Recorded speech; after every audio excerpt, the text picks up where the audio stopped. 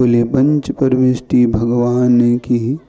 संश्रवण आचार्य भगवंत गुरुदेव विद्यासागर जी महाराज की। नवोदय आचार्य भगवंत समय सागर जी महाराज की। पूज्यवर मुनिवीर सागर जी महाराज की। चलिए, कल की हमारी क्लास का विषय था क्या बिना परीक्षा किए गुरु को बनाना कहाँ तक ठीक है। बिना देवशास्त्र गुरु को जाने, बिना वस्तु के स्वरूप को जाने क्या हम सम्यक दृष्टि रह सकते हैं या नहीं, है ना। कल अपन ने चर्चा की थी। आपको अगर थोड़ा ध्यान है, कल का नहीं है, सब भूल गए। थोड़ा आवाज़ व्यवस्थित कर दो भाई, आवाज़ टकरा रही।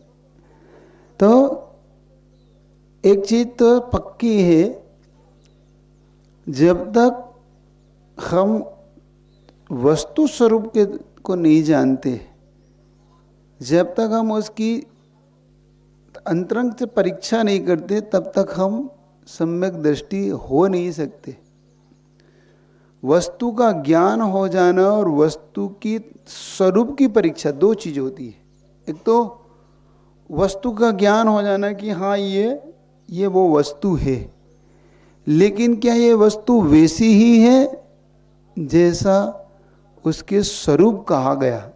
समझना पहले, जैसे जीव है, जीव का स्वरूप क्या कहा गया, जानना और देखना, है ना, जीव का लक्षण के।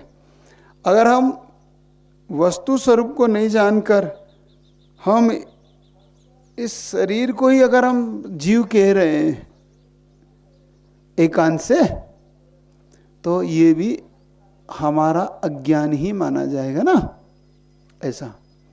तो यहाँ पर हमें सबसे पहले ये जानना है, तब हम सम्यक दृष्टि होंगे। ऐसे ही गुरु के स्वरूप को नहीं जानेंगे, ऐसे भगवान के स्वरूप को नहीं जानेंगे और हम फिर भी कहेंगे कि ये भगवान है, तो हम भगवान को अभी समझ ही नहीं पा रहे। हम तो सिर्फ देखा देखी पीछे पीछे चल पड़ते हैं ना, पिछलग्गू जिसको हम कहते हैं, अनुसरण करने लग जाते हैं।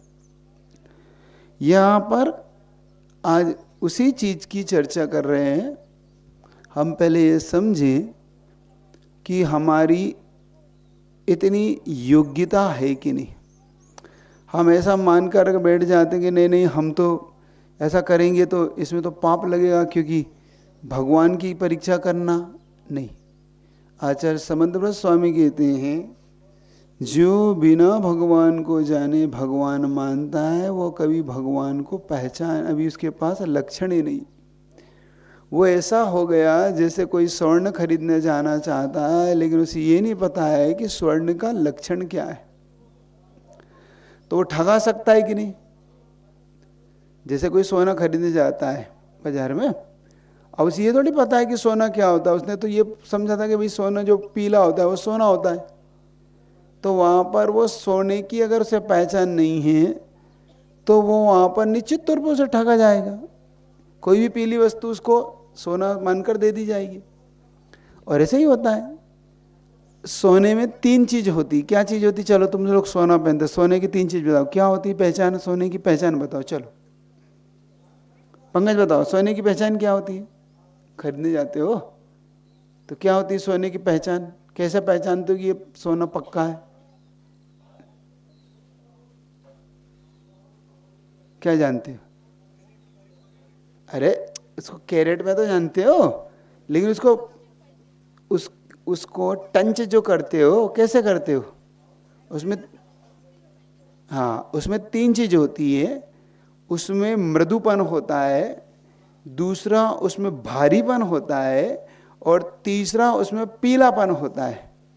सोने को हाथ में लेते ही आप कह दोगे कि ये सोना है, क्योंकि उसका भारीपन उसका बताएगा कि इसमें वजन है ना। ऐसे तो जैसे आपने ये जान लिया कि ये सोना है, क्योंकि इसमें ये तीन लक्षण पाए गए, मृदुपन, भारीपन और पीलापन। ऐसे ही भगवान के लक्षण भी कुछ होते हैं, वो जानकर आगे बढ़ना चाहिए। अब यहाँ पर उस व्यक्ति की घटना आपके सामने कह रहा हो जो व्यक्ति भगवान की परीक्षा करता है और उसे कोई पाप नहीं होता। कल आपके सामने घटना रखी थी कि गुरु को भी समर्पण देने पर ही हम सच्चे गुरु की प्राप्ति कर पाते हैं ना। अब देखो, हमने पढ़ा था जो दक्षिण विजयार्थ की दक्षिण श्रेणी में जो चंद्रप्रभ नाम का विद्याधर था, उसने गुप्ताचार के आचार्य के समक्ष क्षुल्लक दीक्षा ग्रहण करता है और कुछ विद्याओं को साथ रख लेता है। अब क्षुल्लक विद्याओं को रख सकता है कि नहीं? हाँ, तो रख सकता है, लेकिन वो पुरुषार्थ यही करता है कि परिग्रह ना रखे। वैसे तो क्षुल्लक छठे गुण स्थान पंचम गुण स्थान बढ़ती है तो कुछ परिग्रह रख सकता है, लेकिन हमारे यहाँ आचार्यों ने क्षुल्लक के स्वरूप को अलग अलग रूप में कथन किया। वैसे क्षुल्लक अपने गुरु के समक्ष रहता है, यानी मुनि के पास रहता है, और मुनि के पास रहता है तो अभ्यास करता है। तो आचार्य भगवान कहते थे फिर उसे इस तरीके से रखने की आवश्यकता नहीं है, ये तो किसी कारण से रखिए, तो कोई इसको एकांत नियम नहीं माना जाए कि क्षुल्लक का ऐसा ही स्वरूप है। क्षुल्लक के स्वरूप भी अलग अलग हो सकते। चलिए, तो उन्होंने विद्याओं को अपने साथ रख के वो चल पड़े। उन्होंने पूछा कि मैं मथुरा यात्रा पे जा रहा हूँ, आपको किसी के लिए संकेत देना है? तो उन्होंने कहा हाँ, संकेत दे देना। वहाँ पर श्रुव्रत नाम के मुनि महाराज मिलेंगे, उनको मेरा नमोस्तु कह देना, और रेवती रानी मिले, उसको मेरा आशीर्वाद कह देना। ठीक है। तो उन्हें आश्चर्य हुआ कि वहाँ पर भव्यसेन नाम के मुनि भी तो हैं, उन्हें कुछ नहीं कह रहे। इसमें गुरु का कोई ना कोई रहस्य छिपा हुआ है। देखो, अब जो लोग ये कहते हैं कि एक मुनि दूसरे मुनि महाराज को नमोस्तु नहीं करते, नमोस्तु नहीं भेजते, तो यहाँ समझो बात को। यहाँ पे स्वयं गुप्ताचार्य महाराज उन मुनि महाराज को नमोस्तु नहीं भेज रहे। क्यों नहीं भेज रहे? समझो, स्वरूप का ज्ञान जिनको है वो इस बात का पूरा ध्यान रखते हैं। क्योंकि आचार्य कुंदकुंद महाराज ने जब चारित्र चूलिका लिखी प्रवचन सार में, तो उन्होंने स्पष्ट कहा कि अगर एक श्रमण भ्रष्ट साधुओं के साथ रहता है तो वो भी भ्रष्ट ही कहलाता है। वो भ्रष्ट साधुओं से अगर अपना समाचार रखता है तो वह साधु भी धीरे धीरे भ्रष्ट ही हो जाता है। अब हम कुंदकुंद महाराज की मानेगा कोई कि तुम्हारी मानेगा? अब तुम तो एकदम से नहीं महाराज जी आपको सबसे मिलना चाहिए। कुंदकुंद महाराज कह रहे हैं कि संभल के मिलो, उठो बैठो तो संभल के बैठो, नहीं तो गड़बड़ हो जाएगा तुम्हारा। समझ रहे हो? अब देखो, अब चंद्रप्रभ साहब जी को बड़ा आश्चर्य हुआ, क्या किया जाए? तो उन्होंने कहा सबसे पहले तो सुव्रत नाम के मुनि महाराज से जाकर मिले, उन्हें वंदना बोला। उन्होंने भी उनको बड़े वात्सल्य से उन्हें बिठाया और बहुत सारे महाराज के बारे में पूछा, कैसे हैं, स्वास्थ्य के बारे में पूछा। ठीक है। अब उन्होंने भव्यसेन महाराज को खोजा कि वो भव्यसेन महाराज कहाँ हैं, जिनको हमारे गुरु ने नमोस्तु भी नहीं कहा। तो क्यों नहीं कहा? कई बार हम लोग को यह आश्चर्य होता है आप सबको कि क्यों नहीं महाराज एक दूसरे से नमोस्तु करते हैं ना। देखो, ये प्रश्न का उत्तर यहाँ से मिलेगा तुम्हें, इस घटना और इस कथा से मिलेगा। वो भी एक आचार्य दूसरे आचार्य को नमोस्तु नहीं भेज रहे हैं, तो क्या कारण हो सकता है? सोचो, विचार करना। तो उन्होंने भव्यसेन महाराज के बारे में थोड़ी परीक्षा करने का विचार बनाया कि देख ले आखिर हमारे गुरु ने क्यों उन्हें नमोस्तु नहीं बोला। ठीक है। तो वो उनके पास पहुंचे, तो भव्यसेन ने अपने ज्ञान के अभिमान में, क्योंकि उनको 11 अंग का ज्ञान था, क्या मिथ्या दृष्टि को 11 अंग का ज्ञान हो सकता है? हाँ, हो सकता है। याद रखना, मिथ्या दृष्टि रह जा सकता है, बाहर से मुनि जैसा दिखता है, मतलब वो मुनि की तरह पीछे कमंडले दिगंबरत्व, ज्ञान में अगर उसके सामने कोई नहीं लग सकता, इतना ज्ञान हो सकता है। और एक भव्य मुनि महाराज, जो भावलिंगी मुनि महाराज है, उन्हें ज्ञान नहीं भी हो सकता है, शिवभूति जैसे, सोचो। और एक मिथ्या दृष्टि जिनको ज्ञान है, लेकिन वो मिथ्या दृष्टि है, और उनके ज्ञान को अगर हम देखें तो ऐसा लगता है कि इनसे बड़ा कोई ज्ञानी नहीं है। आगम का इन्हें इतना ज्ञान है उन भव्यसेन मुनि महाराज को कि हर बात का उत्तर वो देते हैं, लेकिन जब आचरण की बात आती है तो पता पड़ता है कि आचरण से ये अभव्य की तरह है। अब छुल्लक जी को बड़ा आश्चर्य हुआ, इतना ज्ञान होने के बाद। तो छुल्लक जी ने उनसे मिलना चाहा तो उन्होंने उन पर ध्यान नहीं दिया, उन्हें कोई बात नहीं, और उठ के वो प्रातःकाल की सोच क्रिया इत्यादि के लिए निकल पड़े। तो छुल्लक जी तो विद्याधार थे, विद्याओं के धारी थे, तो उन्होंने क्या किया, उनके जाने वाले मार्ग में अपनी विद्याओं से हरी घास और पत्तियां, फूल पत्तियां इस तरीके से बिछा डाली। इधर भव्यसेन मुनि महाराज ने इन सब पर ध्यान नहीं दिया और हरी घास पर चल पड़े। सोचो, क्या कोई मुनि महाराज हरी घास इत्यादि पर चल सकते हैं? क्यों चल सकते हैं या नहीं चल सकते? बताओ जल्दी से। हैं? जीव होते हैं ना हरी घास में, तो चल सकते हैं इस पे? नहीं चल सकते। और अगर चलते हैं तो फिर तो वो मुनि महाराज हैं क्या? हाँ। लेकिन तुम क्या कहते हो? अरे कोई बात नहीं, अपने से तो अच्छे हैं। हम क्या कहते हैं? अपन लोग क्या कहते हैं? अरे अपने से तो मुनि महाराज अच्छे हैं भाई, ठीक है, चल लिए तो चल लिए। लेकिन आगम क्या कहता है, पहले इसको समझो। आगम ये कहता है कि एक तरफ तो श्रावक भी प्रतिमा लेने के बाद वह भी हरी घास इत्यादि पर बिना प्रयोजन के नहीं चलता।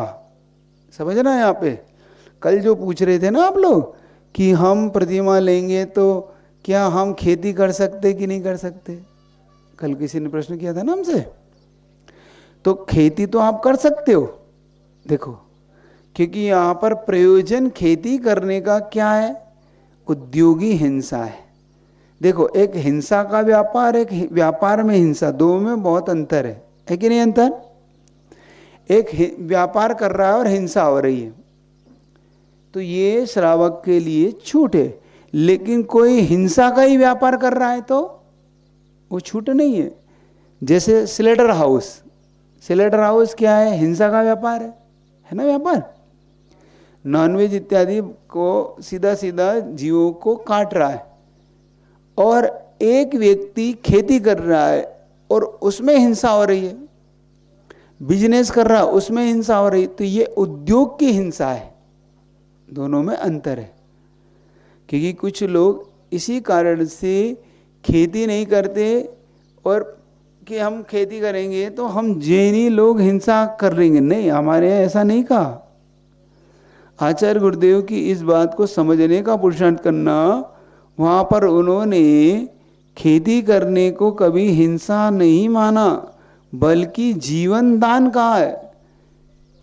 एक किसान कितने लोगों को जीवन दान देता है। अगर अन्न ना उगे तो क्या लोग जिंदा रह सकते? समझना इस बात को।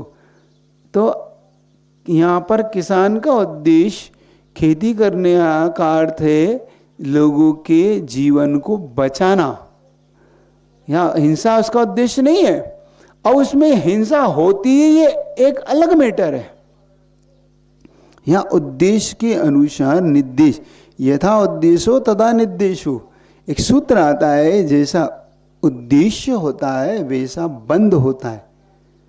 कर्म का एकांत से पाप ही बंध हो, नहीं तो कोई भी किसान खेती नहीं करेगा, और खेती नहीं करेगा तो फिर लोग भूखे मरेंगे, भूखे मरेंगे तो पाप होने लगेगा, फिर एक दूसरे का छीन के खाएंगे। जैसे 12 साल का अकाल पड़ा था तो क्या हुआ, एक दूसरे को मार रहे हैं, छीन रहे हैं, पाप कर रहे हैं, तो ऐसी हिंसा होगी।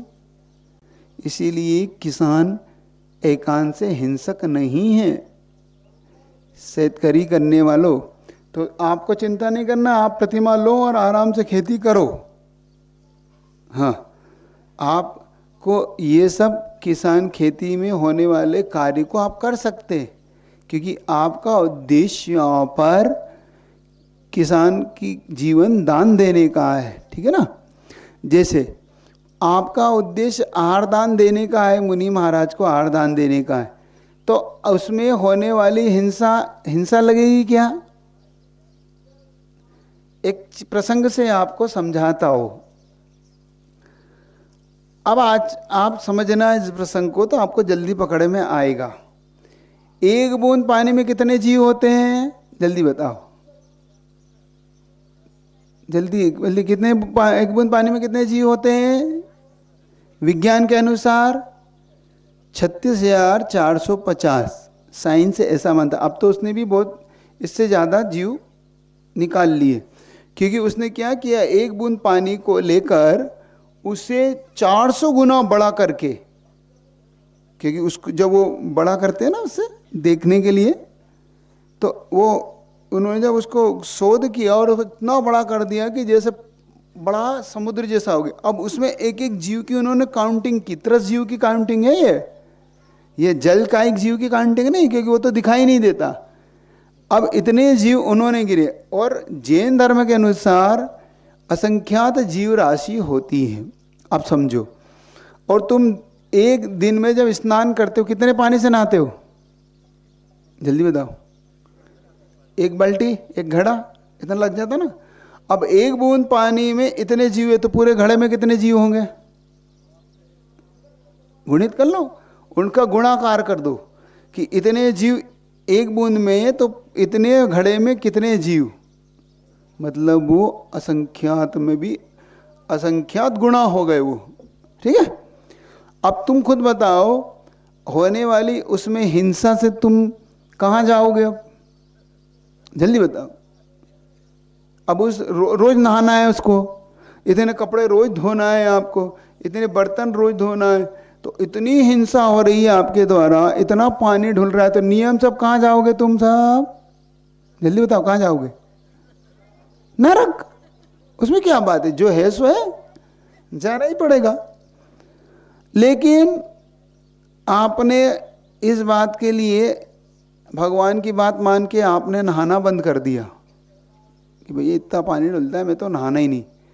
अब नहाना नहीं तो फिर मंदिर भी नहीं जाना, क्योंकि बिना नहाए मंदिर नहीं जा सकते।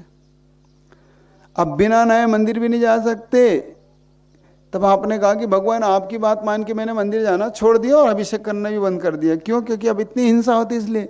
तो भगवान ने कहा कि नहीं, मैंने ऐसा कब कहा? अरे भगवान, आपने तो कहा इतनी एक बूंद में इतने हिंसा, तो कितने बूंद में कितनी हिंसा, इसलिए हमने डर के स्नान करना भी छोड़ दिया और आपका भी अभिषेक करना भी छोड़ दिया।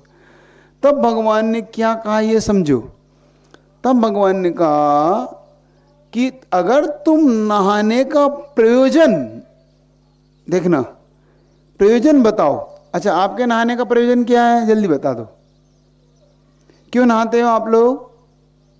क्योंकि महाराज शरीर को थोड़ा सा अच्छा लगता है। नहीं नहाते हैं तो शरीर में प्रमाद आता है नहीं, और शरीर में बदबू आती है शरीर में हमेशा। इसलिए शरीर को जरा टिप टॉप बनाने के लिए ना, सुंदर दिखने के लिए, किस लिए नहाते हो? जल्दी बोलो। अच्छा दिखने के लिए ना। हाँ, जरा टिप टाप दिखना चाहिए ना, वेल अप टू डे दिखना चाहिए, तो लोग कहेंगे अरे गंदा सा है ना। देखो, अब इसलिए नहाते, इसलिए वो पाप है। अगर आपका प्रयोजन बदल जाए कि नहीं नहीं, हम तो इसलिए नहाते हैं ताकि भगवान का अभिषेक कर सकें, हम भगवान की पूजन कर सके, हम इसलिए नहाना चाहते हैं, तब भगवान ने कहा फिर कोई पाप नहीं है। अब देखो, तुम्हारा प्रयोजन, जैसे ही प्रयोजन बदला आपका विजन बदला, और आपका विजन यानी बदलते ही, उद्देश्य बदलते ही आपके पुण्य पाप में परिवर्तन आ गया। तो अब आपको क्या प्रयोजन रखना है? क्यों नहाना है? जल्दी बता, अब तो बोल दो, क्यों नहाना है आपको? बस सीधा सा प्रयोजन रखो कि भगवान मुझे तो कोई नहाने का शौक नहीं, आपकी इच्छा हो तो मैं नहाता हूँ, मेरी गरज थोड़ी है भाई आपका अभिषेक कराना हो तो मुझे परमिशन दो, नहीं तो मुझे नहीं नहाना। समझ रहे कि नहीं? तब परमिशन मिलेगी। नहीं नहीं, तुम नहाओ और अभिषेक करो। श्रावक को अपने कर्तव्य के लिए ये करने का छूट मिली। ऐसे ही अब भोजन क्यों बनाना है ये और बता दो। अब तो नहाने की बात होगी, भोजन क्यों बनाना है? अब देखो तुम्हारा रीजन गलत हो गया ना। पेट भरने के लिए करोगे तो पाप है, अगर उस भोजन से गुरु को आहार दान दोगे, देखो तुम्हारा प्रयोजन बदलते तुम्हारा पाप बदलेगा। कि नहीं महाराज को आहार कौन देगा? भाई महाराज तो आहार बनाते नहीं, उनका तो सावध्य का त्याग है। सो उनका सटकर्म का त्याग है, सावध्य का त्याग है, इसलिए श्रावक भोजन बनाकर अपने भोजन में से गुरु को दान देता है। इसीलिए तुम्हें पुण्य क्यों बंधता है? भोजन बनाने के बाद तुम अग्नि लगाते हो, पानी छानते हो, इतने जीव चींटी वीटी सब हटा देते हो वहां से, फिर भी तुम्हें पुण्य क्यों लगता है? क्योंकि तुम्हारा उद्देश्य क्या है? मुनि महाराज को, हाँ, गुरु को आहार दे के फिर आहार करीजिए। स्पष्ट लिखा है, श्रावक को पहला कर्तव्य है कि गुरु को आहार दान दे फिर आहार करे। समझ रहे हो कि नहीं? और जो नहीं दान देते उनका क्या? उनको क्या कहना? उनका पाप का क्या बंध है? क्योंकि वो सटकर्म की हिंसा फिर पाप उनके खाते में बंध रहा है।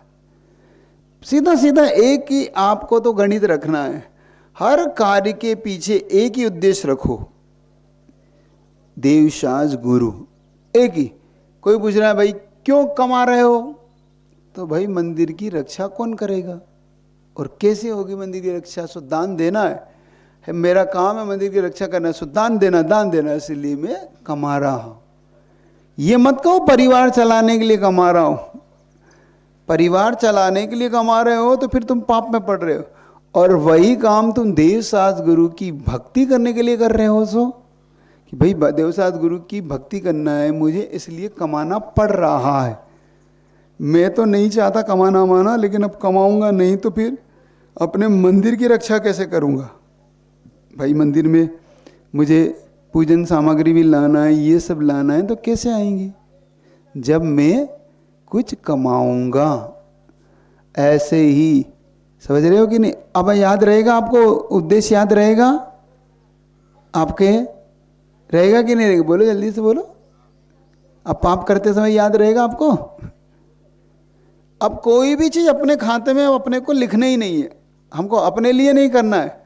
अब तो अपने आप को, अब इस बात को याद रखना, लेकिन इससे बच नहीं जाओगे, लेकिन इसके पीछे उद्देश्य वैसा ही रखना जैसा मुख से बोल रहे हो। अब कितने लोग हैं इस उद्देश्य को लेकर चलते हैं कि नहीं हम जो कमा रहे हैं उसमें से, क्योंकि आपके लिए आचार्य संबंध स्वामी ने एक ही चीज कही है कि पाप को धोने के लिए एक ही चीज है। क्या है बताओ जल्दी से? पाप को धोने के लिए, क्योंकि श्रावक अवस्था में जो पाप होता है उसको धोने के लिए क्या है आपके पास? कौन सा साधन है? जोर से बोलो। दान। क्योंकि जैसे यथावारी यानी जैसे पानी मेल को धोने के लिए होता है, ऐसे ही श्रावक के पाप धोने के लिए दान होता है। यही तुम्हारा मेन उद्देश्य है। दान के लिए नहीं कमाना, लेकिन कमा लिया है सो दान, क्योंकि उसके बिना काम चलता नहीं है। ऐसे ही यहां पर मुनि महाराज के विषय में भी वो कह रहे हैं, आचार्य भगवान ने कहा जो मुनि 2 कौड़ी रखता वो 2 कौड़ी का नहीं, और जो श्रावक कौड़ी नहीं रखता वो भी 2 कौड़ी का नहीं। इसलिए श्रावक के पास होना चाहिए और मुनि के पास होना चाहिए, नहीं होना चाहिए? बोल दो महाराज जी अब क्या करें, थोड़ा बहुत तो चलता है। खाते आते थोड़े बहुत तो चलते। एक बताओ, तो तुम लोग कितने बड़े वाले मालूम, तुम उन्हीं मुनि महाराज के बैंक के बैलेंस में भी तुम दान दे आते हो रसीद कटाए आते हो। कोई बात नहीं महाराज जी, अपने चलते, अपने से बड़े हैं, आरदान के नाम पर रसीद काट दो महाराज जी। देखो, न स्वयं पाप करो, न पाप की अनुमोदना करो।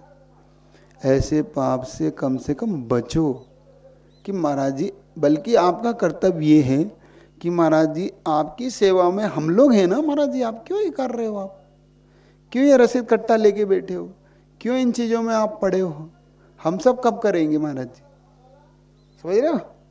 नहीं नहीं, हमें रास्ते में चाहिए पड़ता है तो कोई बात नहीं महाराज जी, हम सब कर देंगे, आप बताइए आपको कहाँ क्या करवाना है।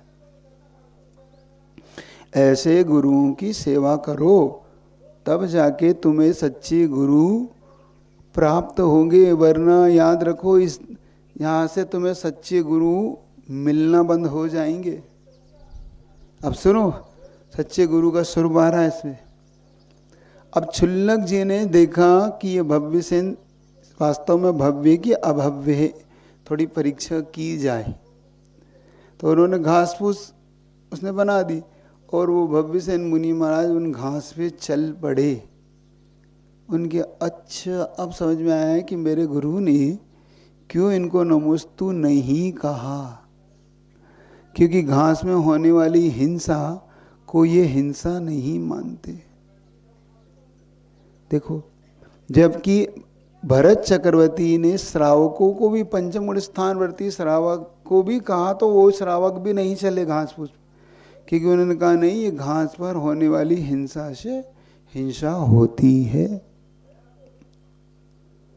अब हम क्या, एक चीज बहुत गहरी कह रहा हूं, थोड़ा सा इसको गहराई से सुनना, क्या हम सच्चे देवशास्त्र गुरु को मानते हुए भी मिथ्या दृष्टि हो सकते कि नहीं हो सकते? जल्दी बताओ, हो सकते हैं या नहीं हो सकते? देवशास्त्र गुरु सच्चे हैं तो भी मिथ्या दृष्टि हो सकते हो कि नहीं? जल्दी बोलो। हाँ, अब बड़े लोग बोलो, हो सकते कि नहीं हो सकते? हो सकते हैं ना, क्योंकि देवशास्त्र गुरु तो सच्चे हैं लेकिन हमारी मान्यता मिथ्या है। जैसे मैं उदाहरण देता हूं, स्वर्गों में जो देव होते हैं वहां पे कोई कुदेव देवता नहीं होते। स्वर्गों में वहां पे शुद्ध वीतरागी भगवान होते ना। उन स्वर्गों में भी जो लोग देव लोग होते हैं वो क्या करते हैं, वो मिथ्या दृष्टि देव भगवान को, सच्चे भगवान को भी, वीतरागी भगवान को भी, जो कि सर्वज्ञ वीतराग हितोपदेश जो आपने लक्षण के, वो भगवान को भी वो कुल देवता मानकर पूजता रहता है। क्या मानता है वो? कुल देवता, कि ये हमारे कुल देवता हैं, ये हमें हमारे खानदान में ऐसे चले आए हैं परंपरा से, और वो मिथ्या दृष्टि बना रह जाता है ये मानकर कि ये हमारे कुल देवता हैं। वो उनको सच्चे भगवान नहीं मानता, वो ये मानता है कि ये तो कुल देवता है। और भगवान किसको मानता है? सोदर्भ इंद्र को, क्योंकि ये हमारा इंद्र है, ये हमारा स्वामी है, इसलिए वो मिथ्या दृष्टि रह जाता है। तो सच्चे देवशास्त्र गुरु होने पर सम्यक दृष्टि हो कोई एकांत नियम नहीं है। आप लोग भी भगवान को पाकर सम्यक दृष्टि हो जाओगे, कोई ऐसा कोई नियम मत बनाओ, क्योंकि आपके अंदर का मिथ्यात अभी छूटा कि नहीं छूटा, इस पर आपको देखना है। हो सकता है कई बार हम उन मूर्तों में लग जाते भगवान के पास भी। हाँ सही बता रहा हूं। मान लो बहुत से लोग होते हैं मंदिर के पीछे उल्टा स्वस्तिक बनाते कि नहीं बनाते, वेदी पे नवस के लिए भगवान की वेदी के पीछे उल्टा स्वस्तिक बनाते कि अगर हमारी नवस पूरी होगी तो इसको हम सीधा करने आएंगे। ये क्या है? ये क्या है? मिथ्यात्व है कि नहीं? बहुत से लोग भगवान को जब जाते हैं ना, ऐसे ऐसे दबाते हैं पैर उनके, वैयावर्ती करते हैं। जब अभिषेक करने जाते हैं तब देखो आप भगवान को कैसे पूरे उनके पैर वैर ये वो सब, हाथ पैर सब गर्दन तक दबा देते कई लोग तो। हाँ, मैंने खुद ने देखा अपने हाथ से भगवानों को। मैंने कहा भैया क्या कर रहे हो दादाजी? अब महाराज जी भैया वर्ती कर रहा हूँ भगवान की। मैंने क्यों? अब महाराज जी एनर्जी ले रहा हूँ। अरे भाई एनर्जी ऐसे थोड़ी ली जाती है। एनर्जी के लिए सिर्फ भगवान के ऐसे टच करोगे तो भी, जैसे मैं पूछता हूँ 11,000 वाट की लाइन को टच करने से ही करंट आ जाता है कि उसको पकड़ने से करंट आता है? देते ही झटका देता कि नहीं देता वो? ऐसा ऐसे ही भगवान 11,000 के पूरे सोर्स है। अब उनको इतना भी अपन ने टच किया तो हमें एनर्जी पूरी आती है। उनको ऐसे रगड़ने से, ऐसा करने से कोई एनर्जी आती हो, ये हमारी मूर्ता है, समझ रहे? तो ऐसे करने से भी मूर्त। ऐसे ही तुम गुरु को मानकर भी, और ठीक है गुरु तो, अब गुरु ऐसी कूलर मोबाइल रखे हुए 1-1 लाख का मोबाइल जो तुम्हारे पास भी नहीं है, तुम 10,000 में काम चला रहे, वो आईफोन रखे हुए एप्पल का, है ना? अब बताओ ऐसे में क्या वो मुनि महाराज अब वंदना प्रतिवंदना के योग्य हैं कि नहीं, ये पूछना चाहता हूं तुमसे, हैं कि नहीं? अब तुम तो कह दो उठा के महाराज अब चलता है महाराज, पंचम काल है महाराज जी, ठीक है पंचम काल में थोड़ा बहुत तो समझौता चलता है, ऐसा मान लो। आचार्य कुंद महाराज कह रहे हैं जो तिल तुस मात्र रखता है वो भी नरक निगोत का पात्र बनता है। सोचो विचार करो। ऐसे में मुनि महाराज ये कहें कि ये महाराज हमसे मिलते नहीं, ये महाराज हमारी वंदना नहीं करते, ऐसे में अब विचार ये करना है कि इसमें कौन दोषी है। और आप श्रावक लोग समर्थन में उतर आते हो कि नहीं नहीं महाराज आपको ये सब करना चाहिए, नहीं तो आपको लगता है कि ये महाराज जी इन महाराज से मिलते नहीं, ये महाराज अच्छे नहीं है, बल्कि वो महाराज अच्छे हैं जो सबसे मिल लेते हैं सब। देखो ये बड़े अच्छे वात्सल्य वाले महाराज हैं, इनके अंदर इतना अच्छा वात्सल्य। लेकिन यहाँ पर वात्सल्य की बात नहीं है, यहाँ पर आगम क्या कहता है। आचार्य कुंद महाराज ने क्या कहा, अथवा आचार्य शांति सागर जी महाराज जी क्या कह के गए, पूज्य गुरुदेव विद्यासागर जी महाराज जी ने कैसे पूरा जीवन जिया, उसको देखो। बात परंपराओं की नहीं है, बात व्यक्तिगत नहीं है, बात जिन शासन की आगम में मिलने वाली आज्ञा क्या है, मूलाचार क्या है, इनको ताक में रख के नहीं आगे बढ़ सकते। आपको बात समझ में आ रही है कि नहीं आ रही, कि ऊपर से जा रही? सो तो नहीं रहे, जाग तो नहीं रहे? सो रहे नहीं, जाग रहे नहीं। थोड़ा ठीक है, गर्म बहुत है यहाँ पे, थोड़ा आनंद आता है, जेका झपकी तो आई जाती है। हाँ फिर ठीक है, अरे नहीं लेकिन भोजन के बाद थोड़ा बहुत तो एक आधी झपकी, लेकिन थोड़ा सा अच्छे से समझो।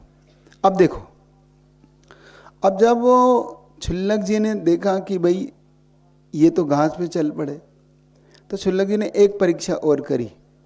उन्होंने क्या करा, उन मुनि महाराज के कमंडल का पानी सुखा दिया अपनी विद्या से। अब उनको लगा कि मैं पानी कहाँ से लूँ, इसमें तो कमंडल में पानी नहीं, तो वहीं पर एक तालाब था, उन्होंने कमंडल से पानी भरा और अपना शुद्धि का काम कर लिया। अब भव्य सेन उनने छुल्लक जी ने कहा देखो ये तो इन्होंने झरने का पानी, तो बात अलग है जो टकरा रहा है, इतनी आज्ञा तो आगम में कि झरने का पानी जो जोर से टकरा रहा हो पत्थर पे तो तत्काल में वो उपयोग में लिया जा सकता, ऐसा एकांत नहीं है, लेकिन वो यदा कदा परिस्थितियों में। लेकिन इन्होंने तो सीधा तालाब का पानी जो कि पूरा का पूरा सचित्त है, जो अप्राशुक है, वो ले लिया। सुन रहे हो कि नहीं? ऐसे ही तुम लोग चौके में अप्रासुक वस्तुएं देते हो मुनि महाराज को, समझा? अप्रासुक जानते हो? प्रासुक जब तुमसे मुनि महाराज तुम फल दिखाते हो या तुम महाराज ऐसा ऐसा पूछते, तो तुम कहते हो नहीं नरम है महाराज जी। नरम नहीं पूछ रहे वो पूछ रहे प्रासुक है कि नहीं, है ना। और कैसे करते हो प्रासुक तुम लोग? प्रासुक करने की विधि क्या है पता है आपको? आज थोड़ा सा उसकी चर्चा भी करता हूं। प्राशुक करने की 3 विधियां, अच्छे से समझ लेना, गड़बड़ नहीं कर देना, नहीं तो तुम विधि में गड़बड़ कर दो।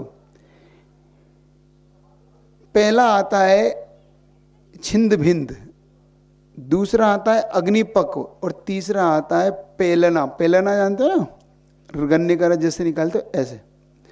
तो पहला छिंद भिंद, कौन सी वस्तु प्राशिक होती छिंद भिंद से? जैसे बादाम, काजू, मूंगफली, चना इत्यादि, जिनके 2 भाग हो सकते। ये वस्तु जब आप 2 भाग करते हैं तो ये उसके अंदर आप जीव देखते ना, काजू में भी जीव निकलते हैं, कई बार बादाम में निकल जाते हैं, मूंगफली में निकलते, इतने तो छोटे जीव होते हैं। इसलिए कभी भी आप जो सीधा मुंह में काजू रख लेते हैं, सीधा बादाम खाते, ऐसा कभी नहीं खाना। हमने खुद अपने आंखों से देखा है, जब हम गृहस्थ जीवन में थे तो हमने कई बार उन काजुओं को ऐसे खोल के देखा तो इतनी बड़ी बड़ी इल्लियाँ निकलती। इल्ली जानते हैं आप क्या बोलते हैं? आपकी मराठी में से क्या ही बोलते? आई, आड़ी, अड़, आड़ी, हाँ। तो वह आड़ी, अड़ी अड़ी,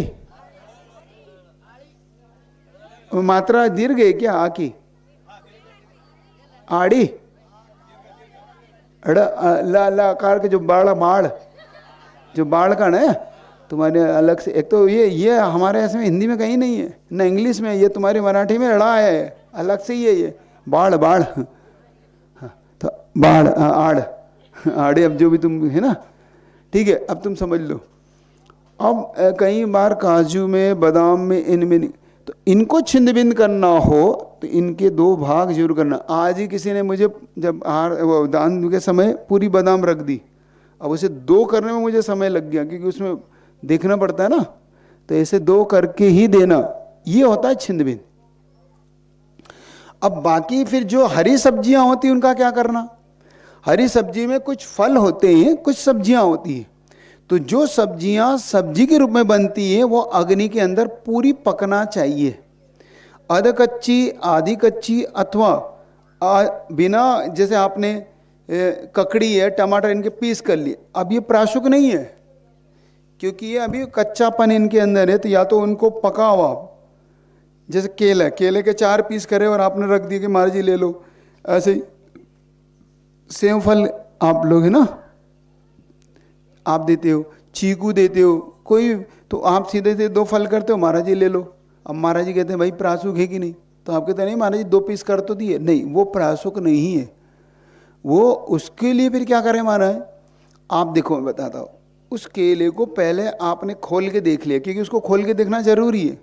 खोल के देखने के बाद फिर उसको भले ही फिर उस छिलके से ऐसे आप उसके ऊपर के दोनों कोने निकाल दो चाकू से, इतने से, ताकि उसमें जीव, क्योंकि उनके अंदर जो फूल होता है ना उसमें जीव रहते हैं बारीक बारीक, जो हमें दिखाई नहीं, तो उस फूल को अलग कर दिया ताकि उसके जीव। फिर उस केले को पूरा ऐसे करके, ऐसे ही लोग हमने देखा यहाँ पर भिंडी बनाते, उस सीधी सीधी खड़ी खड़ी गोल गोल बनाते, नहीं, भिंडी को सबसे पहले बीच में से देखना पड़ता है, क्योंकि अगर ऐसा नहीं बनाओगे तो उसके बीच में कई बार इल्लियाँ होती हैं। कई बार आपके मटर में देखा आपने, और आपका हरभरा, चना, इसमें भी इल्लियाँ होती है, हरी हरी कलर की, उसी कलर की होती है, पकड़ में नहीं आती, बड़े सावधानी से देखना है, पर वो इल्लियाँ पकड़ में आती है, वो ऐसी कलर की होता थी। सुन रहे हो कि नहीं आप लोग? हाँ, तो ध्यान से सुनना। अब इनको देखने का बाद अग्नि के अंदर पकाना पर ही प्राशुक होते हैं। अब महाराज जी अब कैसे पकाएं सफरचंद को, है ना? अब सफरचंद है, केला है, आम है, अब महाराज जी इतनी बुरी शक्ल हो जाती है उसकी कि अब वो खा नहीं सकते, अब वो बिल्कुल हलवा हो जाता है उसका अगर पकाने जाओ तो तुम पकाते गलत तरीके से हो। उसको पकाने का ये तरीका नहीं है, तो क्या तरीका है अब समझ लेना महिलाएं। अब वो तो क्लास है इसलिए बता रहा हूँ, इन्हें तुम ये कोई तुम्हारे भोजन की कोई क्लास नहीं ले रहा हूँ, ये तो प्राशुक है, अब पाप से बचाना है, सो बता रहा हूँ।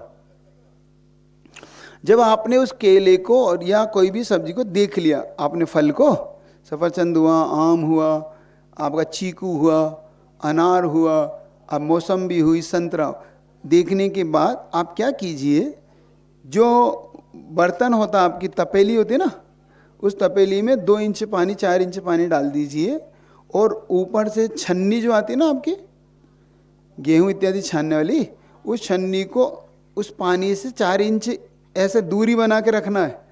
फिर उसको उस पहले अच्छे जमा दिया देख के, फिर उसके नीचे भाप देना, भाप, स्टीम। वो कितनी देर देना है? 2 से 3 मिनट, नहीं तो तुम घंटों नहीं देना उसमें, नहीं तो हलवा हो जाएगा उसका। वो हलवा नहीं करना, अपने को 3 से 5 मिनट इसलिए देना। और कब देना? जब उसकी भाप निकलने लगे। नहीं तो तुम इधर गैस चालू किया, महाराज जी 5 मिनट हो गए, अरे से गैस तो बनने, उसमें स्टीम तो बनने दो, अभी स्टीम बनी नहीं है। तो ऐसा नहीं, जब उसकी स्टीम पूरी एकदम निकलने लगे तब उस पर रखना है 2 मिनट 3 मिनट। जैसे आप रखोगे तो पूरा ऊपर से नीचे तक वो वस्तु पूरी गर्म हो जाएगी चारों तरफ। अब वो फल देने लायक हो गए, वो प्रासुक हो गए। अब या फिर उन फलों का रस निकाला जाए। क्या निकाला जाए? जैसे आम का रस है, संतरे का रस है, अनार का रस है। अब वो रस को, अब ये प्रासुक हुआ तो या तो पेला जाए या गर्म किया जाए, और छिंद बिंद किसको किया जाए आपको बता दिया। अब आपको प्रासुक करने की विधि समझ में आ गई। अब चौकों में आप प्रासुक तो नहीं मिलेंगे, उठा के 2 टुकड़े तो नहीं दोगे, ऊपर से जीत और करना नहीं, महाराज जी निलाया था इसको हमने गर्म पानी से। अधिकतम लोग उन फलों को स्नान करा देते ऊपर से, हमारा जी नहा के बैठा है आप तो ले लो। अरे भाई निलाना नहीं है उसको, उसको बाकायदा प्राशुक करने से अचित्त वस्तु अचित्त होना आवश्यक है, सचित्त का दोष बचाना है। तो किसी को पूछना तो नहीं इसमें, इस विषय में समझना तो नहीं है? समझ में आ गया सबको? आ गया? अब आके गया कि आके रुक गया? रुक गया ना। अब किसको नहीं समझ में, हाथ खड़े करो कि महाराज हमें प्रासुक करने की विधि समझ में नहीं आई। सबको आ गया? हाँ, तो कल से कोई भी मुनि महाराज की ये शिकायतें आना चाहिए कि ये इस चौके में अप्रासुक वस्तु थी। कोई भी चीज बनाएंगे उसमें सबसे पहले आप चाहे मटर बनाएं, चाहे आप केला बनाएं, चाहे आप हरभरा बनाएं, उसमें पहले शोधन कीजिए। आज मालूम 3 महाराज जी को अंतराय हुए है ना, एक छुल्लक जी को और 2 महाराज जी को।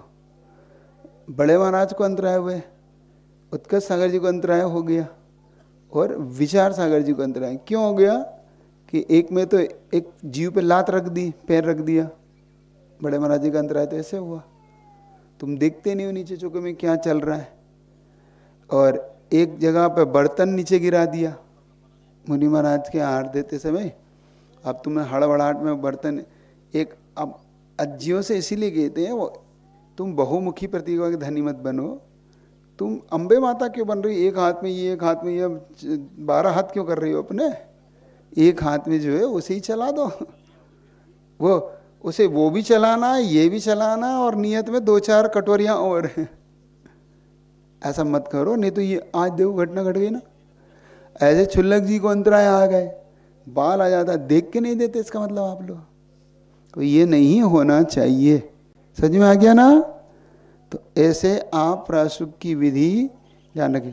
और हम जितने भी यहाँ पे बच्चे हैं, युवा हैं, ये लोग इधर उधर घूमते रहते हैं। हम कह रहे हैं धोती दुपट्टा पहनो और तुम साथ में जाओ ना वहाँ प्रासुक शोधन करने के लिए। क्यों भाई, टीम बनाओ जरा इन बच्चों की। ये जाएंगे तो थोड़ा सीखेंगे, वैयावर्ती करना सीखेंगे, तो इनके अंदर मुनि महाराज से एक तो भय छूटेगा, दूसरा इनको सेवा करना आने लगेगा कि मुनि महाराज की सेवा कैसा देते हो। हर बार देते हो कि नहीं देते? तुम लोग तो खड़े रहते हो कि देते भी हो? अभी तक तो हमें तुम्हें खड़े रहते देखा है, देते हुए तो नहीं देखा।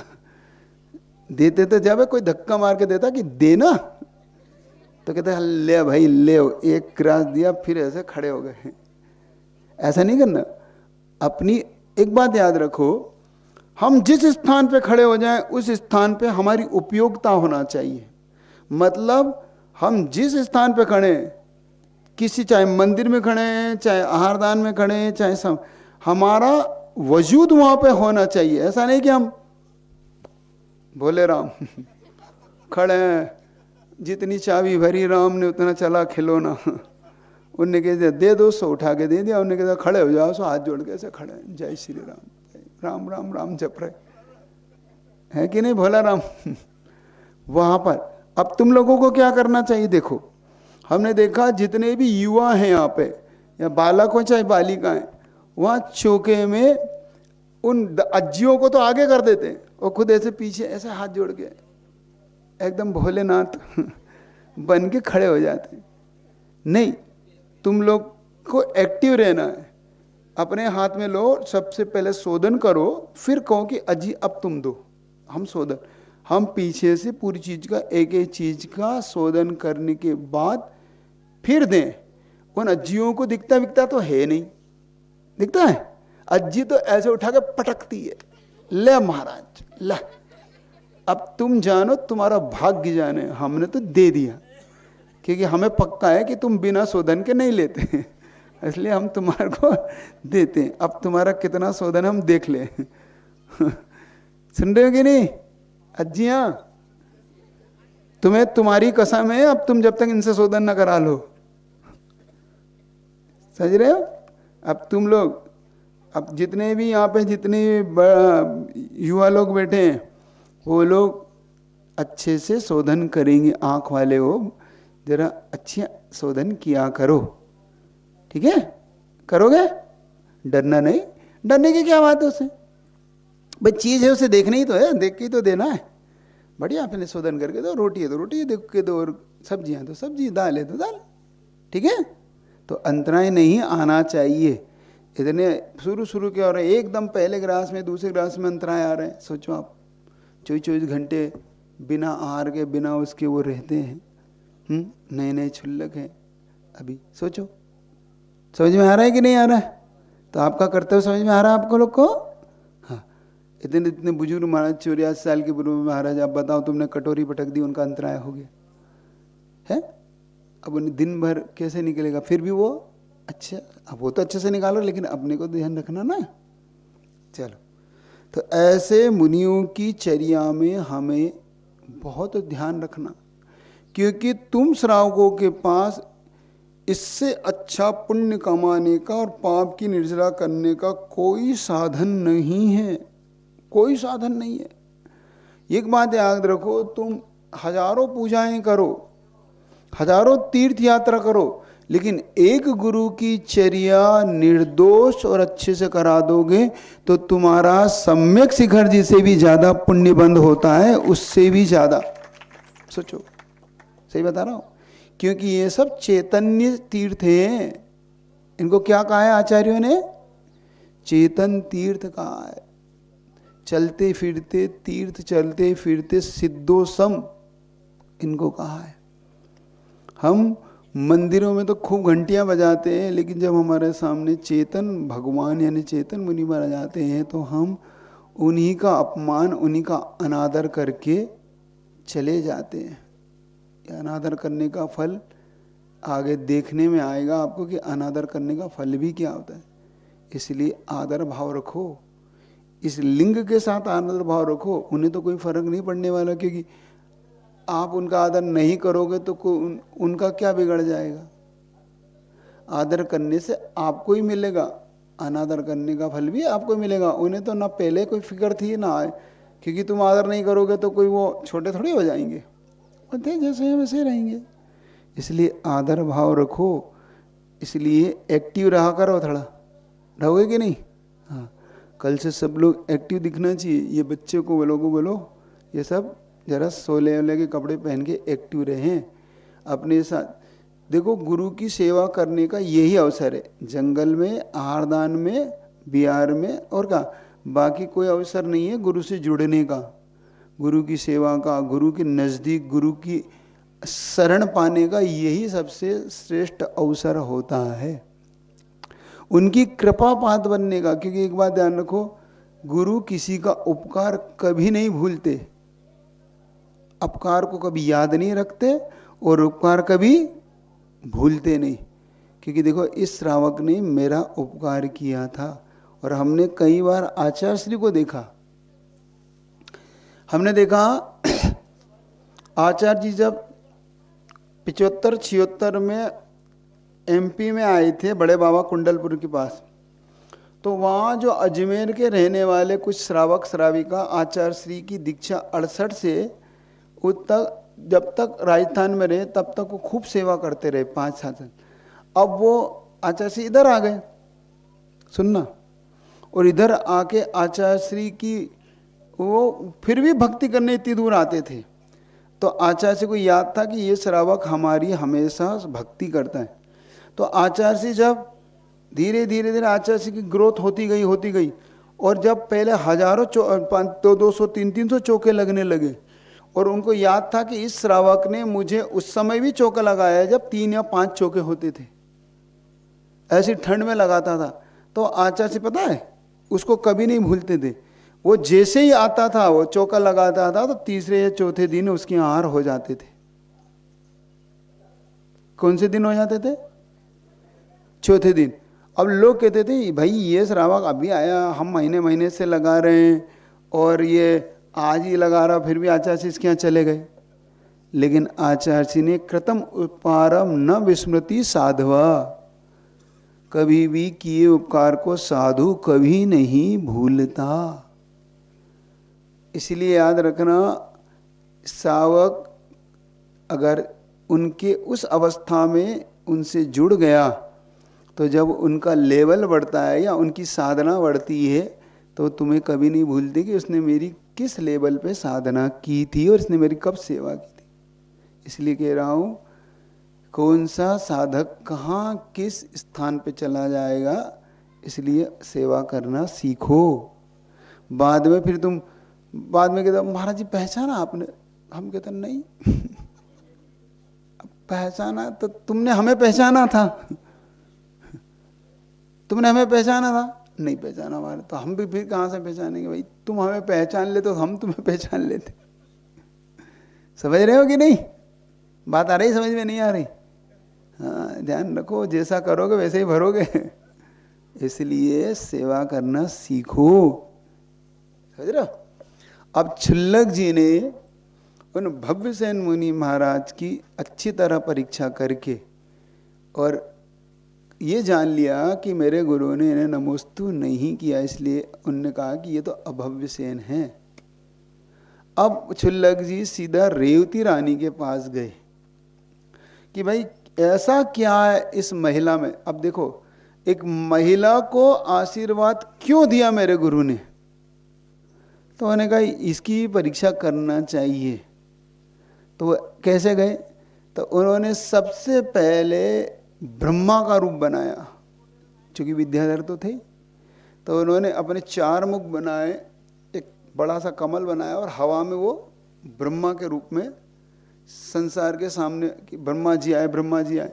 अब ब्रह्मा जी आए सो सारे नगर के लोग भाई ब्रह्मा जी आए, तो जितने भी थे मिथ्या दृष्टि सम्यक दृष्टि सब दौड़ पड़े, अरे ब्रह्मा जी आए देखने को, और सामने साक्षात दिख रहा है, ने समझ लिया। लेकिन रेवती रानी ने जानती थी कि कोई सच्चा भगवान है तो उसका स्वरूप बताया था ना 18 दोषों से रहित।